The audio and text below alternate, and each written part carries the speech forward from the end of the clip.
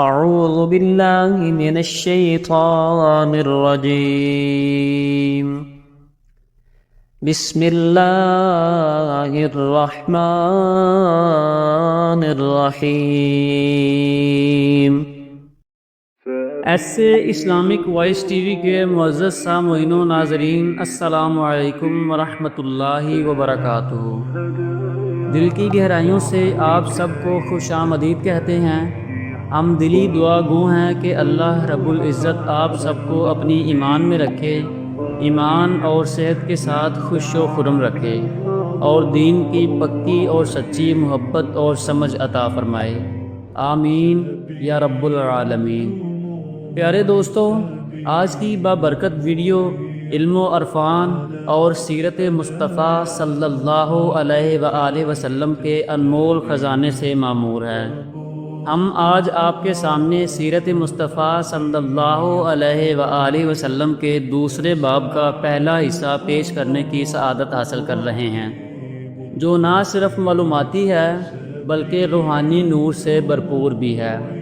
اس حصے میں ہم ذکر کریں گے حضور اکرم، نور مجسم، رحمت عالم، فخر کائنات حضرت محمد مصطفیٰ صلی اللہ علیہ وآلہ وسلم کی ولادت باسعادت کا، جہاں کائنات کی فضائیں معطر ہوئیں، جہاں ظلمتیں چھٹ گئیں، جہاں حق کا سورج طلوع ہوا.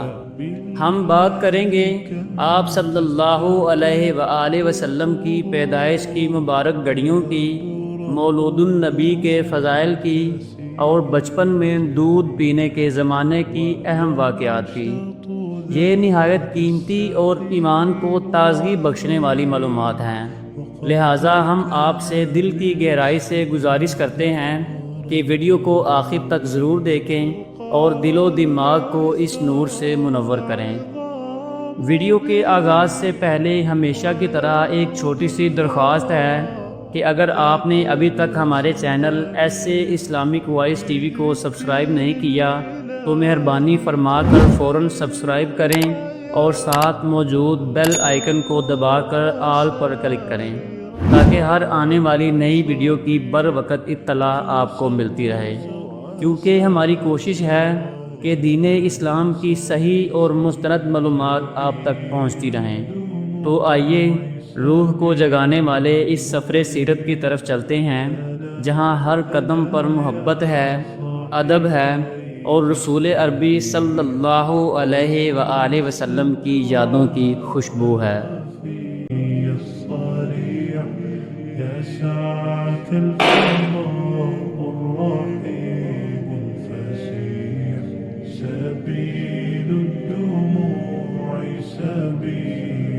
حضور اکرم صلی اللہ علیہ وآلہ وسلم کی تاریخ پیدائش میں اختلاف ہے، مگر یہی قول مشہور ہے کہ واقعہ اصحاب فیل سے 55 دن کے بعد 12 ربیع الاول بمطابق 20 اپریل 571 ولادت باسعادت کی تاریخ ہے. اہل مکہ کا بھی اسی پر عمل درآمد ہے کہ وہ لوگ 12ویں ربیع الاول ہی کو کاشانہ نبوت کی زیارت کے لیے جاتے ہیں اور وہاں میلاد شریف کی محفلیں منعقد کرتے ہیں. تاریخ عالم میں یہ وہ نرالا اور عظمت والا دن ہے کہ اسی روز عالم ہستی کے ایجاد کا باعث، گردش لیل و نہار کا مطلوب، خلق آدم کا رمز، کشتی نوح کی حفاظت کا راز، بانی کعبہ کی دعا، ابن مریم کی بشارت کا ظہور ہوا. کائنات وجود کے الجھے ہوئے گیسوؤں کو سنوارنے والا، تمام جہان کے بگڑے نظاموں کو سدھارنے والا، یعنی وہ نبیوں میں رحمت لقب پانے والا، مرادیں غریبوں کی بر لانے والا، مصیبت میں غیروں کے کام آنے والا، وہ اپنے پرائے کا غم کھانے والا، فقیروں کا ماوا، ضعیفوں کا ملجا، یتیموں کا والی، غلاموں کا مولا، سند الاصفیاء، اشرف الانبیاء، احمد مجتبی، حضرت محمد مصطفیٰ صلی اللہ علیہ وآلہ وسلم عالم وجود میں رونق افروز ہوئے اور پاکیزہ بدن، ناف بردیدہ، ختنہ کیے ہوئے، خوشبو میں بسے ہوئے، بحالت سجدہ، مکہ مکرمہ کی مقدس سرزمین میں اپنے والد ماجد کے مکان کے اندر پیدا ہوئے۔ باپ کہاں تھے جو بلائے جاتے اور اپنے نو نہال کو دیکھ کر نہال ہوتے، وہ تو پہلے ہی وفات پا چکے تھے۔ آپ کے دادا جناب عبد المطلب کو بلایا گیا جو اس وقت طواف کعبہ میں مشغول تھے۔ یہ خوشخبری سن کر آپ کے دادا جناب عبد المطلب خوشی خوشی حرم کعبہ سے اپنے گھر آئے اور والہانہ جوش محبت میں اپنے پوتے کو سینے سے لگا لیا۔ پھر کعبہ میں لے جا کر خیر و برکت کی دعا مانگی اور محمد نام رکھا۔ آپ صلی اللہ علیہ وآلہ وسلم کے چچا ابو لہب کی لونڈی صوبیہ خوشی میں دوڑتی ہوئی گئی اور ابو لہب کو بھتیجا پیدا ہونے کی خوشخبری دی تو اس نے اس خوشی میں شہادت کی انگلی کے اشارے سے صوبیہ کو آزاد کر دیا، جس کا ثمر ابو لہب کو یہ ملا کہ اس کی موت کے بعد اس کے گھر والوں نے اس کو خواب میں دیکھا اور حال پوچھا تو اس نے اپنی انگلی اٹھا کر یہ کہا کہ تم لوگوں سے جدا ہونے کے بعد مجھے کچھ کھانے پینے کو نہیں ملا بجز اس کے کہ صوبیہ کو آزاد کرنے کے سبب اس انگلی کے ذریعے کچھ پانی پلا دیا جاتا ہے۔ اس موقع پر حضرت شیخ عبدالحق محدث دہلوی رحمۃ اللہ تعالی علیہ نے ایک بہت ہی فکر انگیز اور بصیرت افروز بات تحریر فرمائی ہے جو اہل محبت کے لیے نہایت ہی لذت بخش ہے۔ وہ لکھتے ہیں کہ اس جگہ میلاد کرنے والوں کے لیے ایک سند ہے کہ آپ صلی اللہ علیہ وآلہ وسلم کی شب ولادت میں خوشی مناتے ہیں اور اپنا مال خرچ کرتے ہیں۔ مطلب یہ کہ جب ابو لہب کو جو کافر تھا اور اس کی مذمت میں قرآن نازل ہوا، آپ صلی اللہ علیہ وآلہ وسلم کی ولادت پر خوشی منانے اور باندی کا دودھ خرچ کرنے پر جزا دی گئی تو اس مسلمان کا کیا حال ہوگا جو آپ صلی اللہ علیہ وآلہ وسلم کی محبت میں سرشار ہو کر خوشی مناتا ہے اور اپنا مال خرچ کرتا ہے۔ جس مقدس مکان میں حضور اکرم صلی اللہ علیہ وآلہ وسلم کی ولادت باسعادت ہوئی، تاریخ اسلام میں اس مقام کا نام مولد النبی صلی اللہ علیہ وآلہ وسلم یعنی نبی کی پیدائش کی جگہ ہے۔ یہ بہت ہی متبرک مقام ہے۔ سلاطین اسلام نے اس مبارک یادگار پر بہت ہی شاندار عمارت بنا دی تھی جہاں اہل حرمین شریفین اور تمام دنیا سے آنے والے مسلمان دن رات محفل میلاد شریف منعقد کرتے اور صلاۃ و سلام پڑھتے رہتے تھے۔ حضرت شاہ ولی اللہ صاحب محدث دہلوی رحمۃ اللہ تعالی علیہ نے اپنی کتاب فیوز الحرمین میں تحریر فرمایا ہے کہ میں ایک مرتبہ اس محفل میلاد شریف میں حاضر ہوا جو مکہ مکرمہ میں 12ویں ربیع الاول کو مولد النبی صلی اللہ علیہ وآلہ وسلم میں منعقد ہوئی تھی۔ جس وقت ولادت باسعادت کا ذکر پڑھا جا رہا تھا تو میں نے دیکھا کہ یک بارگی اس مجلس سے کچھ انوار بلند ہوئے۔ میں نے ان انوار پر غور کیا تو معلوم ہوا کہ وہ رحمت الہی اور ان فرشتوں کے انوار تھے جو ایسی محفلوں میں حاضر ہوا کرتے ہیں۔ جب حجاز پر نجدی حکومت کا تسلط ہوا تو مقابر، جنت المعلا اور جنت البقیع کے گنبدوں کے ساتھ ساتھ نجدی حکومت نے اس مقدس یادگار کو بھی توڑ پھوڑ کر مسمار کر دیا اور برسوں یہ مبارک مقام ویران پڑا رہا۔ مگر میں جب جون 1959 میں اس مرکز خیر و برکت کی زیارت کے لیے حاضر ہوا تو میں نے اس جگہ ایک چھوٹی سی بلڈنگ دیکھی جو مکفل تھی۔ بعض عربوں نے بتایا کہ اب اس بلڈنگ میں ایک مختصر سی لائبریری اور ایک چھوٹا سا مکتب ہے۔ اب اس جگہ نہ میلاد شریف ہو سکتا ہے نہ صلاۃ و سلام پڑھنے کی اجازت ہے۔ میں نے اپنے ساتھیوں کے ساتھ بلڈنگ سے کچھ دور کھڑے ہو کر چپکے صلاۃ و سلام پڑھا اور مجھ پر ایسی دقت طاری ہوئی کہ میں کچھ دیر تک روتا رہا۔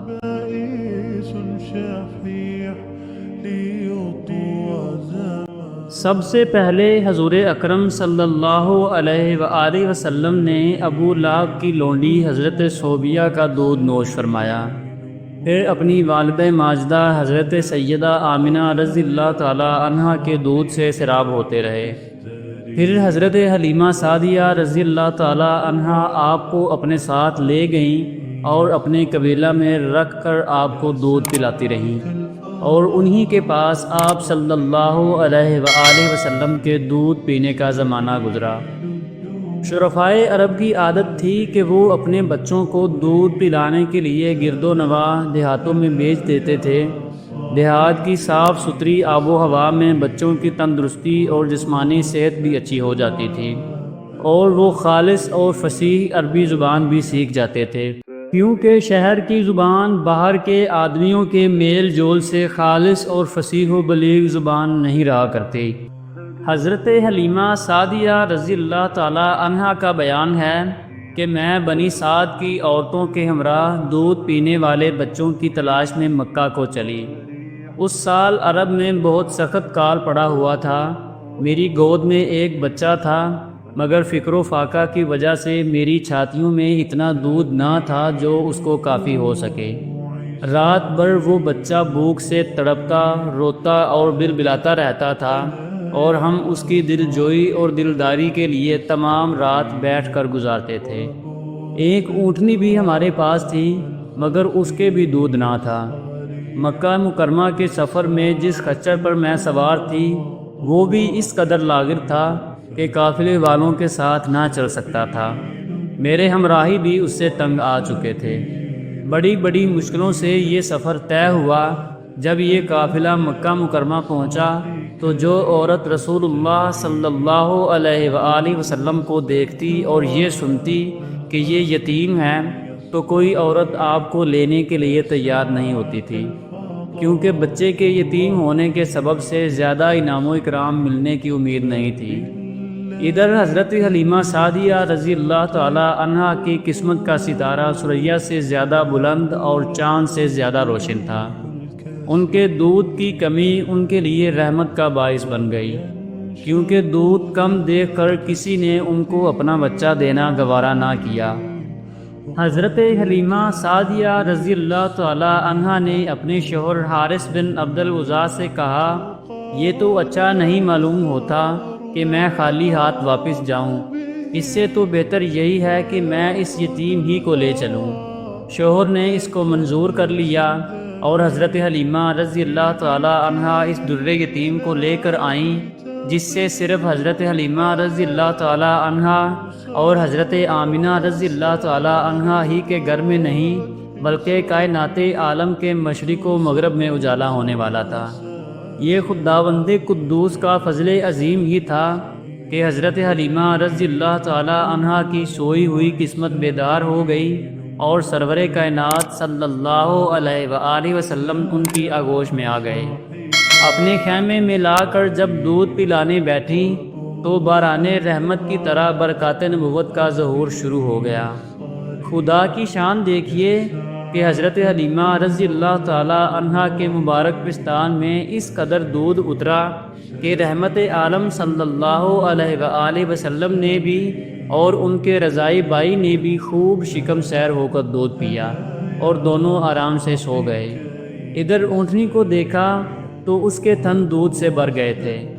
حضرت حلیمہ رضی اللہ تعالی عنہا کے شوہر نے اس کا دودھ دوہا، اور میاں بیوی دونوں نے خوب سیر ہو کر دودھ پیا، اور دونوں شکم سیر ہو کر رات بھر سکھ اور چین کی نیند سوئے۔ حضرت حلیمہ رضی اللہ تعالی عنہا کا شوہر حضور اکرم رحمت عالم صلی اللہ علیہ وآلہ وسلم کی یہ برکتیں دیکھ کر حیران رہ گیا، اور کہنے لگا کہ حلیمہ تم بڑا ہی مبارک بچہ لائی ہو۔ حضرت حلیمہ رضی اللہ تعالی عنہا نے کہا کہ واقعی مجھے بھی یہی امید ہے کہ یہ نہایت ہی بابرکت بچہ ہے اور خدا کی رحمت بن کر ہم کو ملا ہے، اور مجھے یہی توقع ہے کہ اب ہمارا گھر خیر و برکت سے بھر جائے گا۔ حضرت حلیمہ رضی اللہ تعالی عنہا فرماتی ہیں کہ اس کے بعد ہم حضور اکرم رحمت عالم صلی اللہ علیہ وآلہ وسلم کو اپنی گود میں لے کر مکہ مکرمہ سے اپنے گاؤں کی طرف روانہ ہوئے تو میرا وہی خچر اب اس قدر تیز چلنے لگا کہ کسی کی سواری اس کی گرد کو نہیں پہنچتی تھی۔ قافلے کی عورتیں حیران ہو کر مجھ سے کہنے لگیں کہ اے حلیمہ، کیا یہ وہی خچر ہے جس پر تم سوار ہو کر آئی تھی، یا کوئی دوسرا تیز رفتار خچر تم نے خرید لیا ہے؟ الغرض ہم اپنے گھر پہنچے، وہاں سخت قحط پڑا ہوا تھا، تمام جانوروں کے تھن میں دودھ خشک ہو چکے تھے، لیکن میرے گھر میں قدم رکھتے ہی میری بکریوں کے تھن دودھ سے بھر گئے۔ اب روزانہ میری بکریاں جب چراگاہ سے گھر واپس آتیں تو ان کے تھن دودھ سے بھرے ہوتے، حالانکہ پوری بستی میں اور کسی کو اپنے جانوروں کا ایک قطرہ دودھ نہیں ملتا تھا۔ میرے قبیلے والوں نے اپنے چرواہوں سے کہا کہ تم لوگ بھی اپنے جانوروں کو اسی جگہ چراؤ جہاں حلیمہ کے جانور چرتے ہیں۔ چنانچہ سب لوگ اسی چراگاہ میں اپنے مویشی چرانے لگے جہاں میری بکریاں چرتی تھیں، مگر یہاں تو چراگاہ اور جنگل کا کوئی عمل دخل ہی نہیں تھا۔ یہ تو حضور اکرم رحمت عالم صلی اللہ علیہ وآلہ وسلم کے برکات نبوت کا فیض تھا، جس کو میں اور میرے شوہر کے سوا میری قوم کا کوئی شخص نہیں سمجھ سکتا تھا۔ الغرض اسی طرح ہر دم ہر قدم پر ہم برابر آپ صلی اللہ علیہ وآلہ وسلم کی برکتوں کا مشاہدہ کرتے رہے، یہاں تک کہ 2 سال پورے ہو گئے اور میں نے آپ کا دودھ چھڑا دیا۔ آپ صلی اللہ علیہ وآلہ وسلم کی تندرستی اور نشو و نما کا حال دوسرے بچوں سے اتنا اچھا تھا کہ 2 سال میں آپ صلی اللہ علیہ وآلہ وسلم خوب اچھے بڑے معلوم ہونے لگے۔ اب ہم دستور کے مطابق رحمت عالم صلی اللہ علیہ وآلہ وسلم کو ان کی والدہ کے پاس لائے اور انہوں نے حسب توفیق ہم کو انعام و اکرام سے نوازا۔ گو قاعدہ کے مطابق اب ہمیں رحمت عالم صلی اللہ علیہ وآلہ وسلم کو اپنے پاس رکھنے کا کوئی حق نہیں تھا، مگر آپ صلی اللہ علیہ وآلہ وسلم کی برکات نبوت کی وجہ سے ایک لمحے کے لیے بھی ہم کو آپ صلی اللہ علیہ وآلہ وسلم کی جدائی گوارا نہیں تھی۔ عجیب اتفاق کہ اس سال مکہ معظمہ میں وبائی بیماری پھیلی ہوئی تھی، چنانچہ ہم نے اس وبائی بیماری کا بہانہ کر کے حضرت سیدہ آمنہ رضی اللہ تعالی عنہا کو رضامند کر لیا، اور پھر ہم رحمت عالم صلی اللہ علیہ وآلہ وسلم کو واپس اپنے گھر لائے، اور پھر ہمارا مکان رحمتوں اور برکتوں کی کان بن گیا، اور آپ ہمارے پاس نہایت خوش و خرم ہو کر رہنے لگے۔ جب آپ صلی اللہ علیہ وآلہ وسلم تھوڑے بڑے ہوئے تو گھر سے باہر نکلتے اور دوسرے لڑکوں کو کھیلتے ہوئے دیکھتے، مگر خود ہمیشہ ہر قسم کے کھیل کود سے علیحدہ رہتے۔ ایک روز مجھ سے کہنے لگے کہ اماں جان، میرے دوسرے بھائی بہن دن بھر نظر نہیں آتے، یہ لوگ صبح کو اٹھ کر روزانہ کہاں چلے جاتے ہیں؟ میں نے کہا کہ یہ لوگ بکریاں چرانے چلے جاتے ہیں۔ یہ سن کر آپ نے فرمایا، مادر مہربان، آپ مجھے بھی میرے بھائی بہنوں کے ساتھ بھیجا کیجیے۔ آپ صلی اللہ علیہ وآلہ وسلم کے اصرار سے مجبور ہو کر آپ کو حضرت حلیمہ رضی اللہ تعالی عنہا نے اپنے بچوں کے ساتھ چراگاہ جانے کی اجازت دے دی، اور آپ روزانہ جہاں حضرت حلیمہ رضی اللہ تعالی عنہا کی بکریاں چرتی تھیں تشریف لے جاتے رہے، اور بکریاں چراگاہوں میں لے جا کر ان کی دیکھ بھال کرنا جو تمام انبیاء اور رسولوں علیہ السلام کی سنت ہے۔ آپ نے اپنے عمل سے بچپن ہی میں اپنی ایک خصلت نبوت کا اظہار فرما دیا۔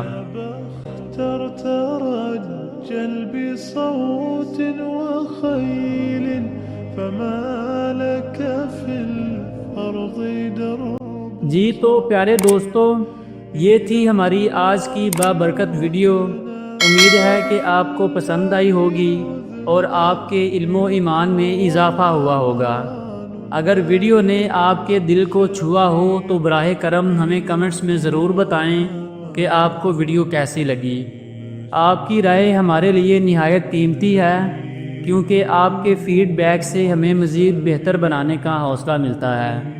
اور اگر ویڈیو پسند آئی ہو تو اسے لائک کریں، اور صدقہ جاریہ کی نیت سے اپنے عزیزوں، رشتہ داروں اور دوستوں کے ساتھ بھی ضرور شیئر کریں، اور اس علم کو دوسروں تک پہنچانے میں ہمارا ساتھ دیں۔ ہو سکتا ہے کہ آپ کے ایک شیئر سے کسی کا دل بدل جائے اور وہ سیرت مصطفیٰ صلی اللہ علیہ وآلہ وسلم سے جڑ جائے۔ انشاءاللہ ملتے ہیں اگلی ویڈیو میں، جہاں ہم اسی باب کو آگے بڑھائیں گے اور مزید ایمان فروز واقعات آپ کے ساتھ شیئر کریں گے۔ تب تک کے لیے ہمیں دیجیے اجازت۔ اپنا اور اپنے پیاروں کا ڈھیر سارا خیال رکھیے گا۔ اللہ ہم سب کا نگہبان۔